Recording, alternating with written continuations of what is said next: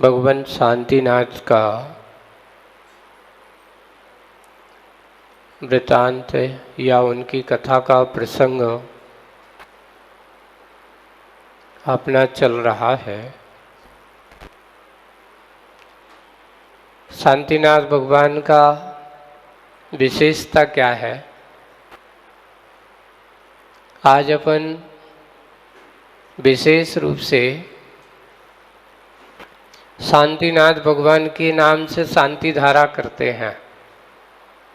धर्म धारा नहीं कहते, विमल धारा नहीं कहते, ऋषभ धारा नहीं कहते, नाम क्या कहते हैं? हाँ, शांति धारा है। अजितनाथ भगवान की नहीं है, संभवनाथ नहीं है, अभिनंदन नहीं है। शांति धारा क्यों? उसका कारण यहाँ अभी देखा जाओ।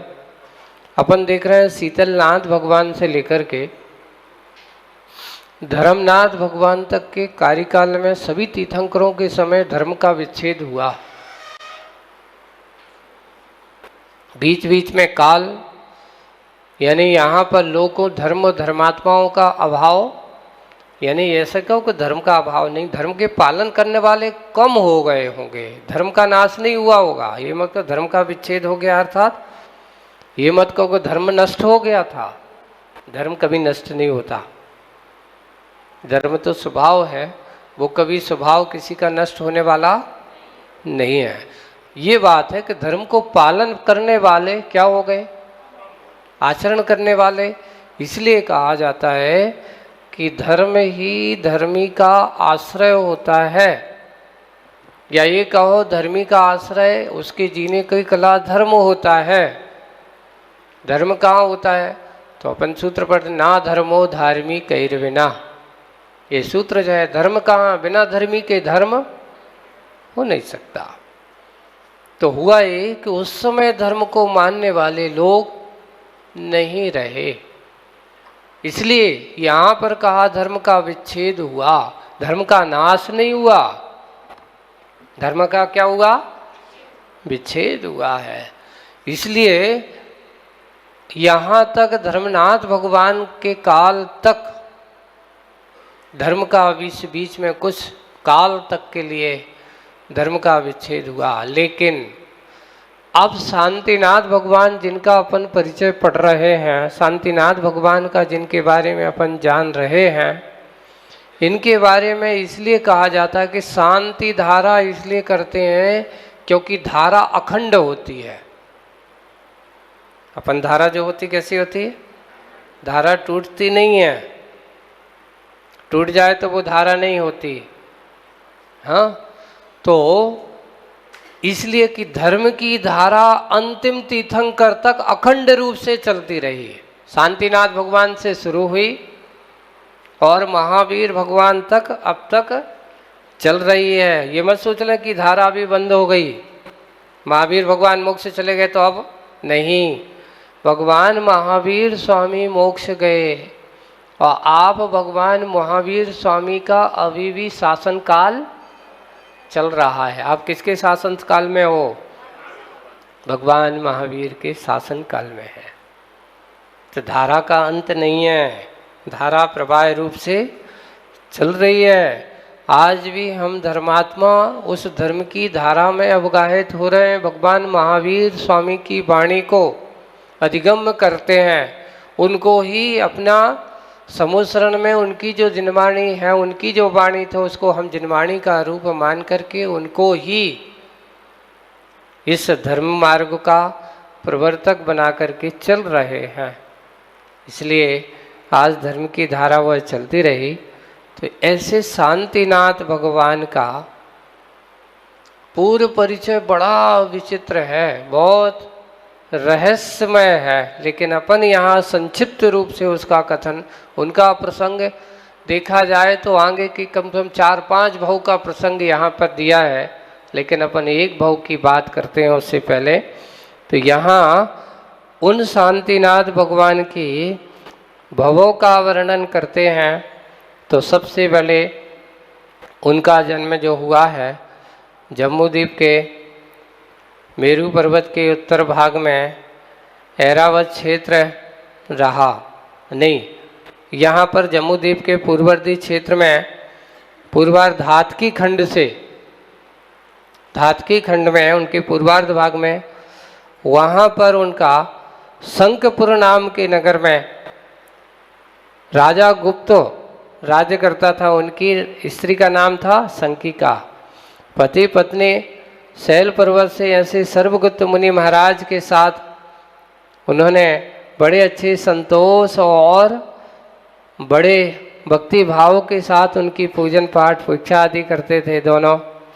तदनंतर उन राजा ने राजगुप्त ने समाधिगुप्त मुनिराज के पास संन्यास धारण कर लिया और संन्यास धारण करके जाकर के अंत में समय वहाँ से मरण करके वे विजयार्ध पर्वत के दक्षिण तट यहाँ से जाकर के विजयार्ध पर्वत के दक्षिण तट पर वात्सल्य नाम के नगर में राजा सेंद्र केतु और उसकी सुप्रभा रानी के मदन बेगा नाम की पुत्री उत्पन्न हुई थी। उस सुनकर के राजा ने सिंहरथ ने बहुत संतुष्ट होकर के वो उसका उनका जो पुत्र था मेघरथ, यानी शांतिनाथ भगवान ने जो तीर्थंकर प्रकृति का बंध किया है वो मेघरथ की पर्याय में किया है। सारभूत यही बात है। तो मेघरथ पर्याय में उन्होंने ये विशेष रूप से इनके एक भाई और थे जिनका नाम था दृढ़रथ। मेघरथ और दृढ़रथ दोनों भाइयों का एक संयोग है कि दोनों को वैराग्य भी एक साथ हुआ। दोनों को एक साथ वैराग्य हुआ मेघरथ को और दोनों ने दीक्षा भी एक साथ ली। अंतर इतना है, मुनि बनने के बाद मेघरथ ने जाकर के बड़ी अच्छी विशुद्धि के साथ मेघरथ जो राजा थे उन्होंने मेघरथ ने पूछा और दृढ़रथ के साथ बड़ी दृढ़ता के साथ उन्होंने व्रतों का पालन किया और अपने घनरथ मित्र को राज्य पाठ दिया और वैराग्य को धारण उन्होंने कर लिया, है ना। उन्होंने वैराग्य को धारण कर लिया किसके साथ? अपने छोटे भाई दृढ़रथ के साथ नहीं, छोटे भाई को अपना जो दोनों भाई थे दृढ़रथ को राज्य दिया, पुत्र को राज्य नहीं दिया। यहाँ पे लिखा है दृढ़रथ को राज्य दे करके और जाकर के अपने मुनि बन करके दीक्षा धारण की। उसी भाव में उन्होंने तीर्थंकर प्रकृति का बंध किया। लेकिन जब उन्होंने मुनि दीक्षा बनी ली तो मेघसेन नाम के पुत्र को विधि पूर्वक, देखो यहाँ पर उन्होंने लिखा है कि छोटे भाई दृढ़रथ ने तुम राज्य पर बैठो, परंतु दृढ़रथ ने अपने राज वैभव को दोष जैसा जान करके तो उन्होंने कहा यह राज्य ग्रहण करने का बाद छोड़ने ही योग्य है। जब आप छोड़ करके जा रहे हो तो मैं तुम्हारे इस राज्य को कैसे स्वीकार करता हूँ। दृढ़रथ भी कहते हैं उनसे विमुख हो जाते हैं। तो उन्होंने अपने मेघसेन नाम के पुत्र को राज्य दिया। मेघरथ ने किसको कहा? अपना भार तुम्हें सौंप दिया। वे कहते नहीं, तत्काल में ऐसे राज्य पर जब मेरे भाई को स्वीकार नहीं है तो मैं अपने भाई के साथ क्यों नहीं। तो उन्होंने जाकर अपने पुत्र को तो उन्होंने अपने पुत्र मेघसेन नाम के पुत्र को राजपाट दिया। तो राज देकर के छोटे भाई तथा और 7,000 राजा, एक नहीं, छोटे भाई और 7,000 राजाओं के साथ उन्होंने मेघरथ ने दीक्षा ग्रहण कर ली।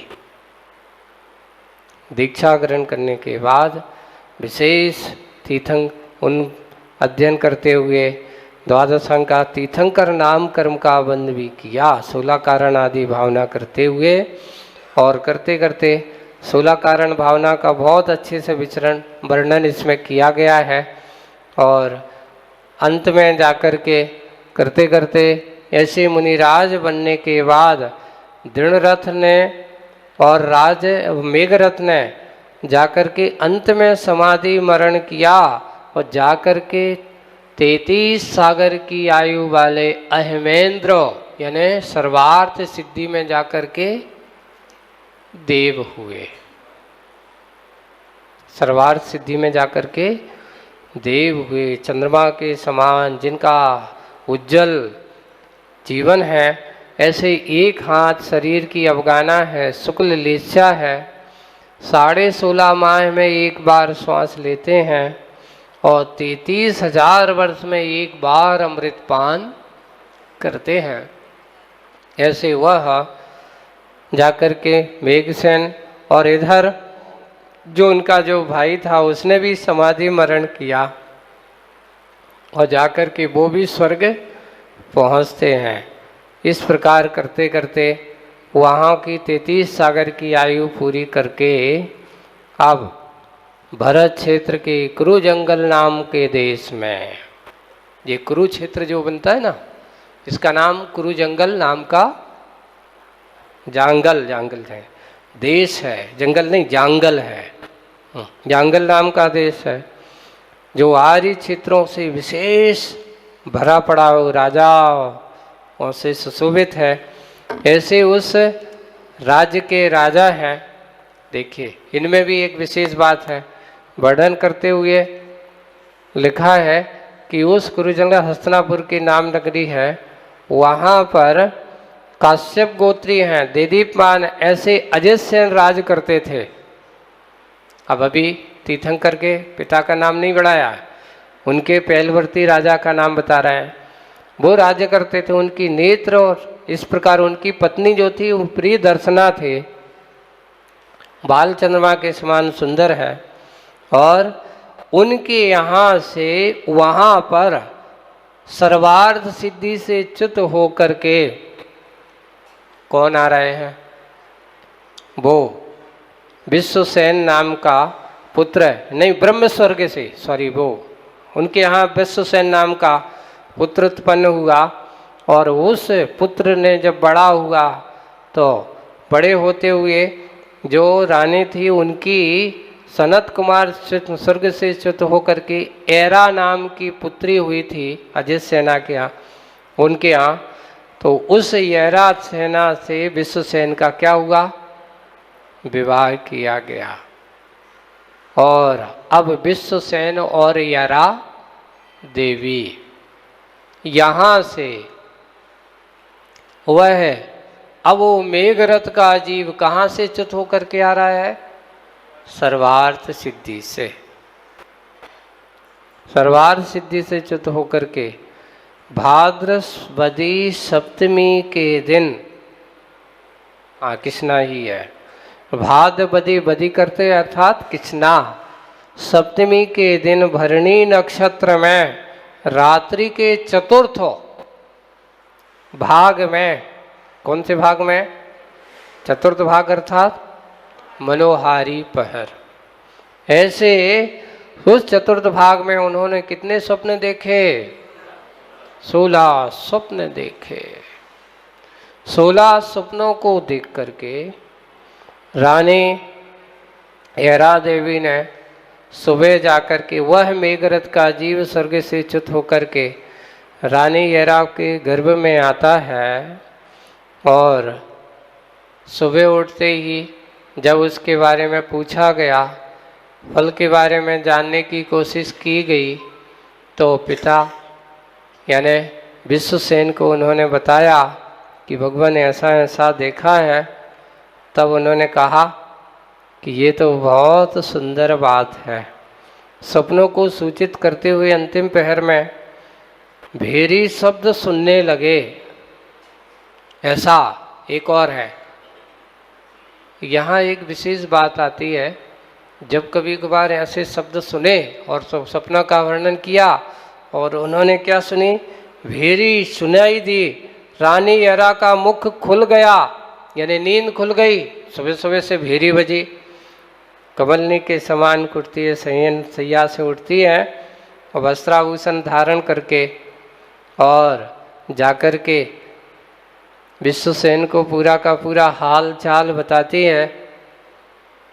राजा ने सुनकर कहता लगता है अब अपने यहाँ कोई विशेष पुण्यशाली जीव, महान अवधि ज्ञान का धारी जीव, और लगता है कोई पुण्यशाली जीव का आगमन होने वाला है।